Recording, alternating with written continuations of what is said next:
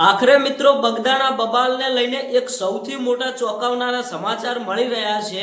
મિત્રો તમે બધાએ જોયું કે નવનીતભાઈ ઉપર જે હુમલો કરવામાં આવ્યો એ આરોપીઓ અત્યારે હાલ જયરાજ આહિર અને એમના ફાર્મ હાઉસ ઉપર જોવા મળ્યા છે। એટલે કે ભાઈ માયાભાઈ આહિરના દીકરા સાથે જ આ આરોપીઓ જોવા મળ્યા હતા। એ વિડીયો મિત્રો સોશિયલ મીડિયાની અંદર વાયરલ થઈ રહ્યો હતો। તો મિત્રો શું અત્યારે હાલ પોલીસે આ વિડીયોની પુષ્ટિ કરી નાખી કે આ જયરાજ આહિર સાથે જે આરોપીઓ હતા એ જ આરોપીઓએ મિત્રો આ નવનીતભાઈ ઉપર હુમલો કર્યો હતો। અત્યારે હાલ ક્યાંક ને ક્યાંક સોશિયલ મીડિયાની અંદર ઘણા બધા વિડીયો વાયરલ થઈ રહ્યા છે।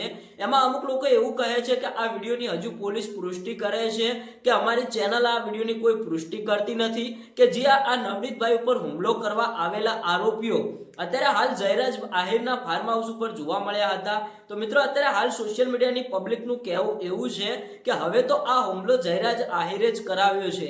પણ મિત્રો અત્યારે હાલ ક્યાંક ને ક્યાંક પોલીસે આ મામલો ધ્યાનમાં લઈને હવે જે વિડીયો વાયરલ થઈ રહ્યો છે એની પુષ્ટિ કરવામાં આવશે। અને જો કદાચ આ વિડીયો વાયરલ થઈ રહ્યો છે એ વિડીયો સાચો નીકળ્યો અને જે હુમલો થયો એ હુમલો જયરાજ આહિરે કરાવ્યો છે તો મિત્રો એમને પણ કાર્યવાહી આગળ કરવામાં આવશે। એમના સુધી પણ પોલીસ પહોંચશે અને એમને પણ પૂછપરછ કરવામાં આવશે।